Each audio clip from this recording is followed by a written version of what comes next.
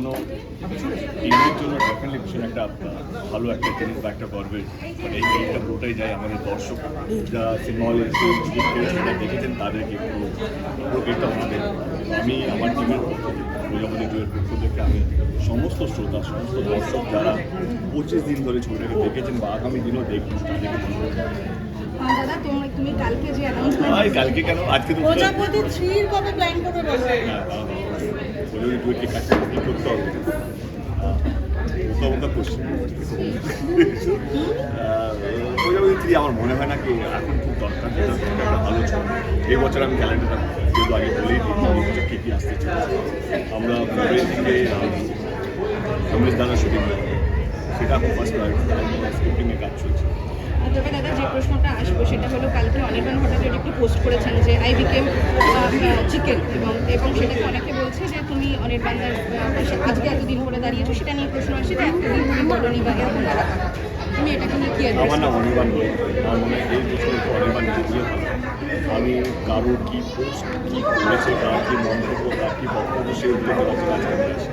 প্রায় 10 মাস আগে টিকিট, এবং সেটা এই প্রথমবার, এবং কালকে থেকে সেটা উত্তেজনা মিনিটের মধ্যে সেল হয়ে যাওয়া। 4 মিনিটে একটা সিনেমা হলে সোল্ড আউট হয়েছে এবং অনেকগুলো হল মানে কাল থেকে ফোন করে যাচ্ছে কি তারাও অ্যাডভান্স দিয়েছে। আমি সমস্ত হল মালিকদেরকে অনুরোধ করছি যে এক্সাইটমেন্ট নিয়ে ভালোবাসা দেওয়ার জন্য অসংখ্য ধন্যবাদ। ডেফিনেটলি তারা প্ল্যান্সকে ফেস 2 এর জন্য আমরা কী কী করবো তার জন্য একটা আলাদা মাথায় কিছু চলছে, কিন্তু এখন বলতে চাইছেন তার জন্য একটু ধৈর্য দিতে হবে।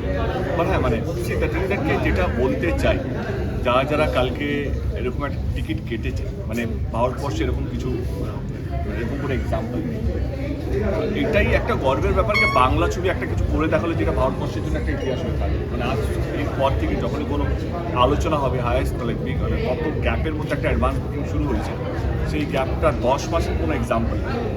এবার আমি এটুকু বলছি যে কালকে যারা যারা টিকিট কেটেছেন তারা হচ্ছেন দেশু সেভেনের পার্টনার, তারা শুধু আমার অডিয়েন্স নেই, তারা শুটিং শুরু হওয়ার আগে তাদের টাকা দিয়ে সিনেমার টিকিট কেটেছেন। তো I just want to thank them, I just want to tell দ্যামকে বস তোমরা হচ্ছেন দেশু সেভেনের মেন পার্টনার, তোমরাই আসল প্রডিউসার, তোমরাই হচ্ছে আর তোমরা দর্শক না, মানে তোমরা অ্যাকচুয়ালি পার্টনার হয়ে গেলে এবং তোমরাই আসল প্রডিউসার হয়ে গেলে। দাদা তোমার বলা কালকের একটা কথা যে একজন শিল্পীর থেকে তার সম্মান চলে গেলে সে ন্যাংটা হয়ে যায়, মানে তুমি যে পজিশনে আছো সব রকম ভাবে, সেখানে কি তোমার মুখ থেকে এই কথা বহু মানুষকে মানে উজ্জীবিত করলো? শুধু শিল্পীকে আমার মনে হয় প্রত্যেকটা মানুষ তো সম্মানটাই, তো একটা মানুষের সম্মানটাই তো সব কিছু, সেটাই যদি নিয়ে নেওয়া হয় এবং সেটা তো উচিত নয়। আমি এটা বলছি না কি আমি ফ্যান্টাসি আর্টিস্টে কিছু তাদেরও সম্মান দিচ্ছে। আমার মনে হয় আমি প্রথম ক্ষমা চাইছি, ড্রাইভারের কিছু তো বলছি 10 মাস হয়ে গেছে, গ্যাপটা অনেকটা বড় হয়ে গেছে।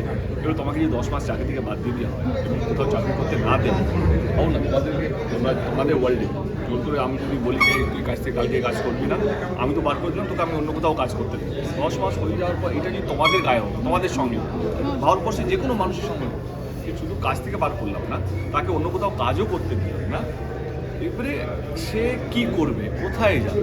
আমার মনে হয় একটা যে কোনো জিনিসের একটা নির্দিষ্ট সময় হওয়া উচিত।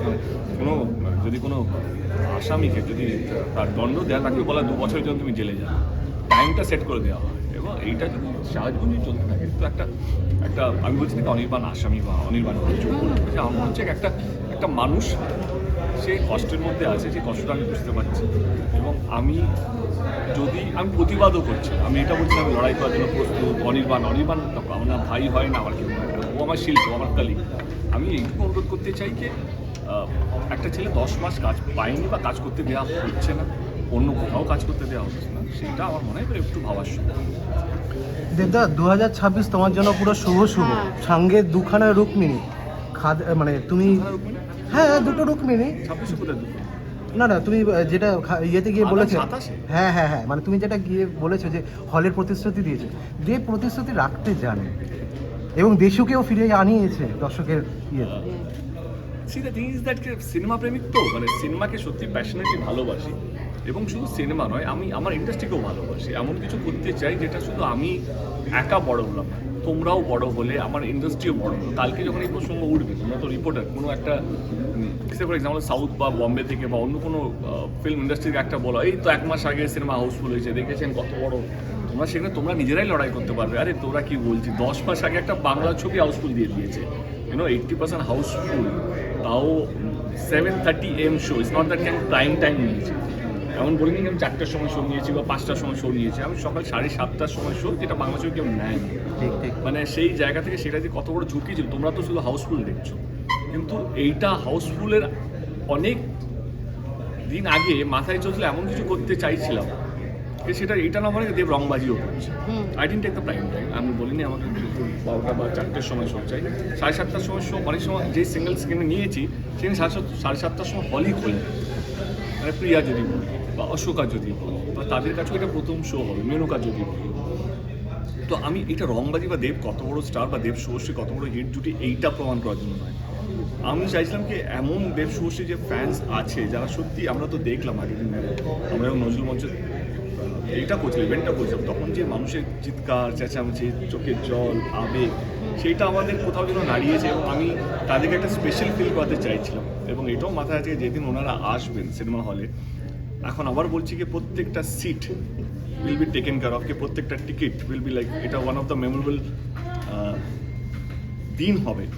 সিনেমা কেমন হবে আমাদের চেষ্টা থাকবে সিনেমা ডেফিনেটলি ভালো বানাবো, কিন্তু দেখো প্রত্যেকটা মানুষের চিন্তাভাবনা আলাদা, কে কীরকম ছবি দেখতে চায়। আমাদের তরফ থেকে দেব এন্টারটেনমেন্ট ভেঞ্চার্সের তরফ থেকে কোনো খামতি থাকবে না, একটা ভালো বাংলা ছবি বলতে যেটা বোঝা যায় সেটাই চেষ্টা থাকবে এই ছবিটা ক্ষেত্রে। তোমার অতি বড় ক্রিটিকরাও কালকের পরে তোমার উদ্দেশ্যে একটা ট্যাগ বানিয়েছে, সেটা হলো কথায় বলে নো রিস্ক নো গেন, আর তোমার ক্ষেত্রে বলে ইট হ্যাজ দেব ইট হ্যাজ গেন। তো how will you address I this? Think প্রত্যেকদিন না লড়াইটা একটু কঠিন হয়ে যাচ্ছে, কঠিন আরও বেশি হয়ে যাচ্ছে যখন নিজেদের লোকেদের সাথে লড়তে হয়, নিজেদের লোকেদের কাছে বারবার সে আমার প্রমাণ করতে কোনো অসুবিধা নেই, কিন্তু যেটা লাগে সেটা হচ্ছে মানুষের আশীর্বাদ, তোমাদের ভালোবাসা, যা দেখছে না এটুকু বলবো কি পাশে থেকে আশীর্বাদ করো। সামনের দিনকে খুব যে সহজ হবে বলে পরিষ্কার সেটা, মানে ওরা বুঝতে অসুবিধা হচ্ছে না, বাট আগেন আই থিঙ্ক যার কাছে মানুষের আশীর্বাদ আছে, তার মাথার উপরে যদি এতগুলো মানুষের হাত আছে, সেটা ভয় পেলাম। দেবদা কালকে শুভশ্রী যেটা বলছিল যে আরো একটা লড়াইতে তোমার সাথ দিলাম, যখন প্রথম ফোনটা এসে সেখান থেকে 30 সেকেন্ডে হ্যাঁ বলে দেওয়া এবং অ্যাডভান্স বুকিং খুলে গেছে, এই সামনের জার্নিটা কি দুজনের একসঙ্গে লড়াই? না আমার মনে হয় আমার লড়াইটা আমি চাইছিলাম জোর করে কেটে দিয়েছে। I wanted her to be a part of this, become part next section. একটা ভালো বন্ধু বলে যেটা বোঝা যায়, তোমার যদি বেস্ট ফ্রেন্ড বা তোমার যদি আমরা একটা বন্ধু তোমার খারাপ সময় পাশে দাঁড়ায়, তুমি যেভাবে ফিল করবে আমারও সেই একই ফিলিং। এবার তোমরা যদি বলো 10 বছর আগে 15 বছর আগে, ওইটা অতি মানে আমরা তো ছোট্ট একটা ইন্ডাস্ট্রি, আজকে সাকসেস রেশিওটা 0.001% হয়ে গেছে, 1% তো নেই সাকসেসের। এবার কেউ যদি সাকসেসফুল হতে চায় বা সাকসেসফুল যদি কেউ হয়ে থাকে, সেটা সহজ নয় আজকে দিন তো একদমই না, কারণ তোমাকে নামানোর জন্য তোমারই চ্যানেল থেকে 10 জন দাঁড়িয়ে আছে, তো কেন যাবে, আমি যাবো। তো তোমাদের নিজেদের মধ্যে এইটুকু মানে হয় না, আজকে তো সোশ্যাল মিডিয়া হয়, তোমাদের সবাই সোশ্যাল মিডিয়াতেই আমি বেশিরভাগ দেখা যাবো এই ইন্টারভিউটা।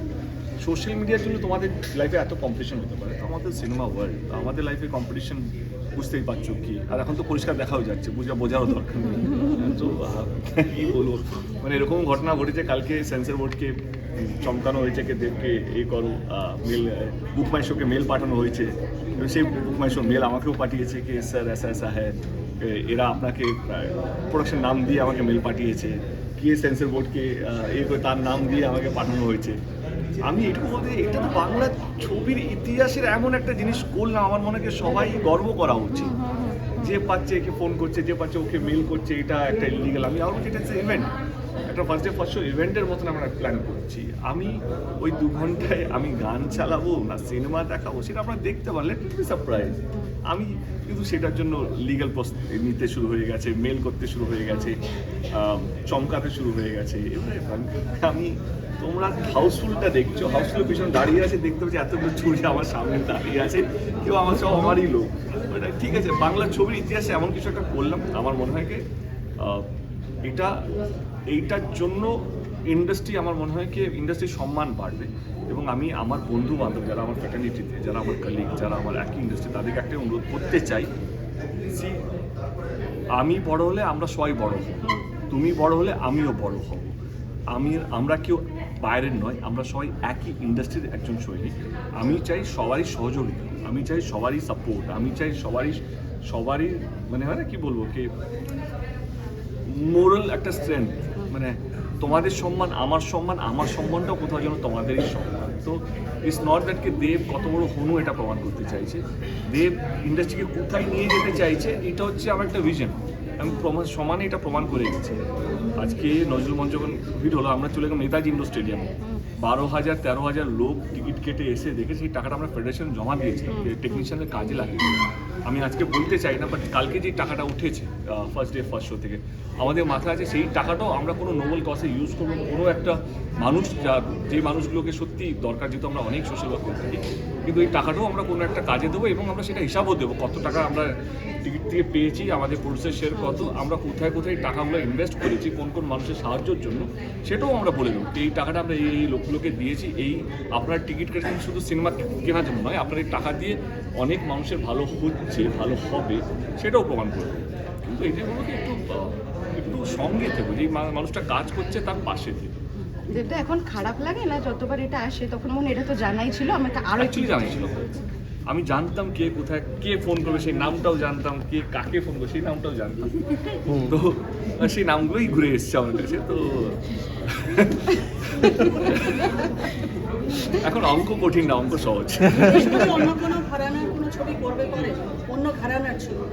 দিদি, আমি যেই ধরনের ছবিগুলো করছি, তুমি একটা হিরোকে দেখিয়ে দাও, মানে আমি সম্মান জানিয়ে বলছি যে এতগুলো ভেরিয়েশনের ছবি করছি। আমি লাস্টের যদি ছবির কথা বলি, তো আমার লাস্টের ছবির মধ্যে ধূমকেতু একদম অন্যরকম একটা ছবি, রঘু ডাকাত, যেটা আমার মনে হয় কি অনেক বছরের একটা মানুষের প্রত্যাশা ছিল, কি রঘু ডাকাত আমরা ছোটবেলায় পড়েছি, বড় পর্বে আসছে না কেন, এবং প্রজাপতিগুলো একদম কমপ্লিটলি ফ্যামিলি।